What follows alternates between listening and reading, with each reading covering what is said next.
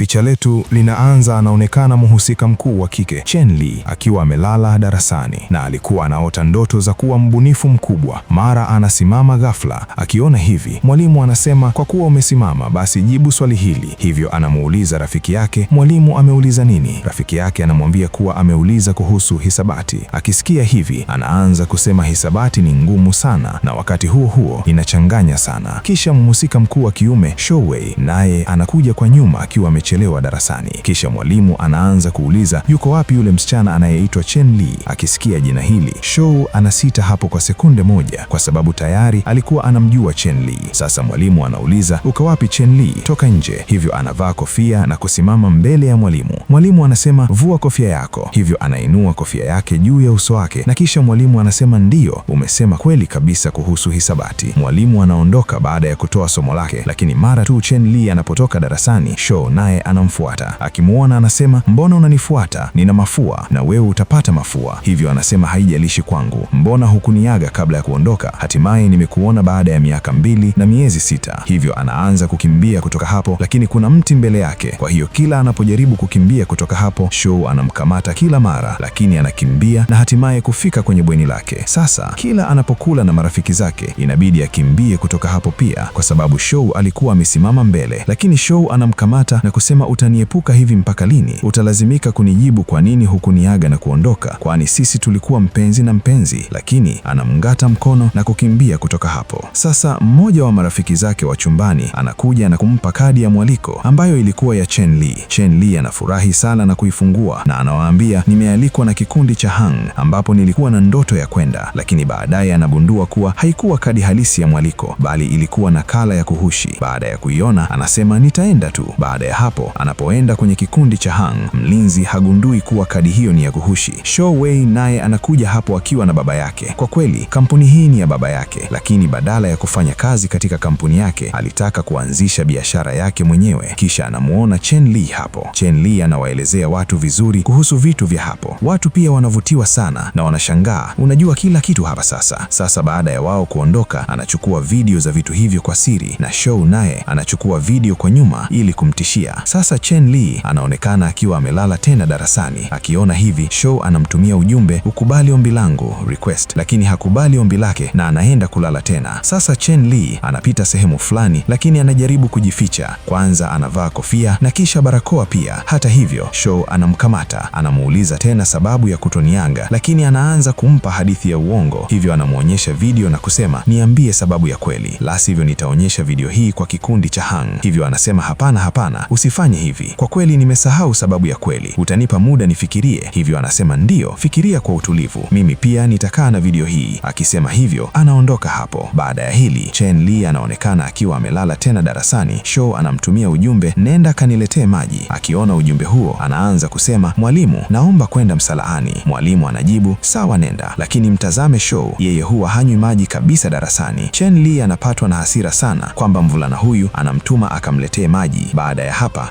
anamlazimu hadi amtengenezee baisikeli yake, na kila alipoona wasichana fulani wa kila kitu karibu alikuwa anamtuma akamletee kitu hicho. Sasa baada ya hili alianza kutazama bango, kisha Chen Li anasema unauliza nini? Shou anauliza sasa usiniambie kuwa na wewe unashiriki katika uchaguzi wa chuo. Basi Shou anajibu ndiyo, na katika hili utanisaidia.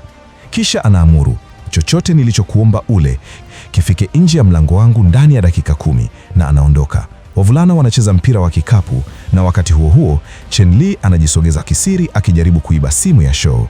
Anaenda eneo la wavulana akitafuta simu ya Shou, lakini haipati hapo. Muda huo anapata ujumbe kutoka kwa Shou unaosema mchezo ukiisha niletee maji. Akisoma hayo, Chen Li ananong'ona. Kwa hiyo amekuja na simu yake kwenye mchezo pia. Akifunika uso wake, anasogea kuelekea begi la Shou lilipo.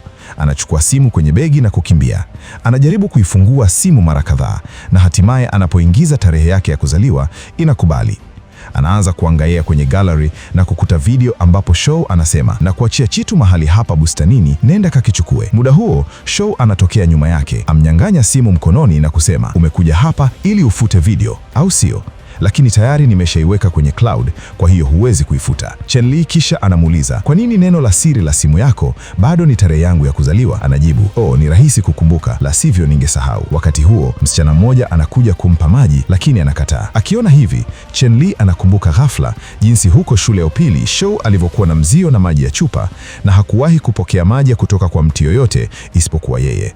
Alikuwa akisubiri mpaka Chen Li amkabidhi. Kisha Shou anamuuliza, una kitu cha kuniambia au la? Baada ya hapo anaondoka.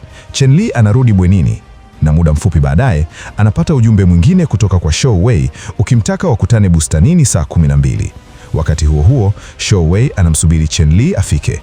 Anapofika, anamwambia aketi, lakini anakataa akisema ameleta kitu cha kukalia. Anaanza kumchora picha. Wakati akimchora, Shou Wei hawezi kuondoa macho yake kwake. Anakumbuka wakati walipokuwa mpenzi na mpenzi na Chen Li alikuwa akiketi mbele yake hivi akimchora picha. Kisha aliona kitu kwenye nywele zake na kwenda kukiondoa. Walikuwa wamesimama karibu sana na kila mmoja, na tabasamu lilitanda usoni mwa Shou Wei akikumbuka wakati ule. Chen Li anamaliza kuchora na anapomwonyesha, Shou anaendelea kuonyesha makosa na kumwambia achore tena. Akiwa amechoshwa, Chen Li anasema, tatizo lako ni nini? Sichori picha yako tena. Kwa hasira amkabidhi picha ambapo anaonekana kama adui. Baadaye, Chen Li anatupa vipande vya chakula kwenye maji wakati paka anapomsogelea. Anajaribu kumlisha paka, lakini hali. Muda huo, Shou anatokea na kumlisha kwa ajili yake. Wakati Chen Li anapoanza kuondoka, Shou amsimamisha na kusema, sikujua kuwa uchoraji wako ni mzuri hivi, na ndiyo, sitakuuliza sababu zozote na sitakusumbua tena. Akisikia hivi, Chen Li anasema, futa ile video yangu nayo. Shou anajibu, hapana, nitaifuta baada ya wewe kumaliza bango langu. Kisha anaondoka. Chen Li amekasirika, lakini hawezi kujizuia kutabasamu anapoona jinsi Shou anavyomtazama akiwa na paka mikononi. Anatambua kuwa bado anahisia naye, lakini anajizuia na kurudi bwenini kuanza kufanyia kazi bango lake. Anaendelea kukumbuka wakati ule alipomtazama akiwa na paka mikononi. Baadaye darasani, Shou Wei anatambua kuwa Chen Li hajafika. Amtumie ujumbe akimuuliza kwa nini hayuko darasani, lakini hajibu. Wakati huo huo, Chen Li ameshahitimisha bango na amesimama akiliangalia.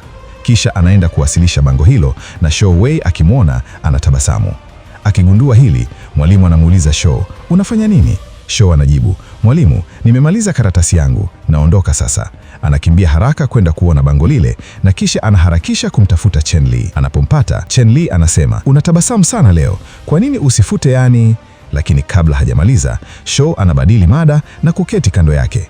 Chen Li anajaribu kusogea mbali kidogo naye, kisha Shou anamuuliza, una kitu cha kuniambia? Chen Li anajibu, sisi ni wanadarasa tu, hakuna kitu kinachotufananisha kati yetu. Akisikia hivi, Shou anaondoka kwa hasira, lakini Chen Li anapoanzisha tena mada ya kufuta video, anasema, nikishinda uchaguzi nitafuta video hiyo. Wakati huo huo, Chen Li anaenda kununua sodo na kiongozi wa darasa anatokea ghafla. Anajaribu haraka kuficha sodo hizo na kukimbia kuondoka, lakini anazisahau hapo. Baada ya kuondoka, msichana muuzaji anampa sodo hizo kiongozi, akimwambia ampe Chen Li. Kwa uoga anajaribu kuzificha na kuondoka, lakini anakutana na rafiki wa chumba cha Chen Li, Shu Miao. Anamvuta pembeni na kujaribu kumkabidhi sodo hizo, lakini Shu Miao anamfokea na kuondoka. Baada ya kuondoka, kiongozi huyo anazitupa sodo pembeni na kuondoka pia. Asubuhi iliyofuata, Chen Li yuko nje ya shule akiwaambia wasichana wote wampigie kura Shou katika uchaguzi. Anapatwa na hasira akijiuliza, inawezekanaje Shou achelewe siku muhimu kama hii? Mara hiyo hiyo, Shou anafika akiwa amevaa vazi linalofanana kabisa na la Chen Li. Akimuona Chen, anasema ghafla, unapendeza sana. Muda huo huo, marafiki wa chumba cha Shou Wei wanatokea na kuanza kucheka wakisema, unapendeza sana. Chen anapowatazama kwa hasira, wananyamaza kimya mara moja. Kisha kiongozi wa asubuhi anamuona msichana aliyevaa vazi lile na kusema, nilisikia kuwa rafiki yako wa chumbani Shu Miao hamruhusu mtu yoyote kugusa nywele zake kwa sababu ni kipara. Akisikia hivi, Shu Miao anavua vazi la kichwani na kusema, sasa sema hivyo mbele ya uso wangu.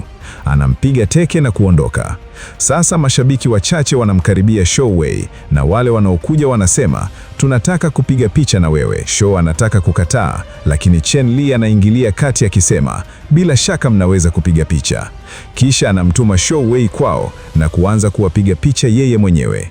Baada ya hapo, Shou anaanza kuwachezea wasichana na wote wanamimika kwake. Akimtazama akicheza, Chen Li anaanza kufikiri mambo ya zamani. Katika kumbukumbu, wanacheza mchezo wa kweli au changamoto, na Shou Wei anachagua kweli. Chen anamuuliza, lini ulianza kunigundua mara ya kwanza? Anajibu, mara ya kwanza kukuona ilikuwa nikiwa mdogo sana. Ulikuja bustanini kuniokoa nisionewe. Nilipokuona tena shuleni nilikutambua mara moja. Lakini Chen Li hakumbuki lolote kuhusu hili. Labda alikuwa msichana mwingine. Akikumbuka hili anajiahidi, sitakusaliti tena. Chen Li anaitazama picha aliyoichora na kukumbuka mazungumzo yake na Shou Wei. Hawezi kabisa kumtoa Shou akilini mwake sasa. Anakumbuka, nilimtengenezea bango, sivyo? Lingekuwa wapi? Hivyo anaondoka kwenda kutafuta bango hilo. Hatimaye anapolipata, analinyakua na kukimbia nalo. Wakati fulani anasimama akiwa na bango hilo na kujiuliza, yeye ameshafuta hata video yangu. Sasa kwa nini bado namfikiria? Kisha analipeleka bango hilo chumbani kwake. Akiona hivi, Shu Miao anasema, kwa nini umelirudisha tena? Chen Li anajibu, ni mradi wangu wa kwanza, ndio maana nimelirudisha. Shu Miao anaendelea kutazama simu yake, lakini mara tu anapogundua bango la Shou Wei linamtazama tena, anasema, ona, usiku mzima nitahisi kama ananitazama tu. Baada ya kusikia hivi, Chen Li anageuza uso wa bango hilo mbali naye. Kisha Chen Li anauliza, ikiwa mtu amekuacha na unapokutana naye tena huwezi kumwacha kumfikiria, hiyo inamaanisha nini? Shu Miao anajibu, inamaanisha unampenda na atakuwa akilini mwako popote uendapo. Muda huo huo, Chen Li anapata barua. Anagundua kuwa kikundi cha Hangi kimemuita kwa ajili ya usahili au interview. Anafurahi kwanza, lakini anaposoma kuwa wanataka aende na michoro yake ya ubunifu, anaanza kuhisi wasiwasi kidogo. Baadaye anaenda ili michoro yake ibadilishwe kuwa sanamu, lakini kila mtu anakataa kufanya kazi yake. Wakati huo huo, Shou Wei anakuwa mjini kwa meneja wake kwa ajili ya mkataba wa biashara. Wanapokuwa wanaondoka, Shou Wei anamuona Chen Li. Haraka anamwambia meneja wake, wewe ondoka bila mimi. Kisha anaanza kumfuata. Chen anaenda kiwandani kimoja la mwisho kuulizia kuhusu kazi zake, lakini nao pia wanamkataa. Usisahau kufuatilia mwendelezo wa filamu hii ili kujua, je, Chen Li atafanyikisha jambo lake, na je, Shou Wei atamsaidia Chen Li kupata sanamu anazohitaji kwa ajili ya usaili wa ndoto zake. Pia usisahau kulike, kucomment na kusubscribe chaneli yetu ya Apple Swahili Movies. Asanteni.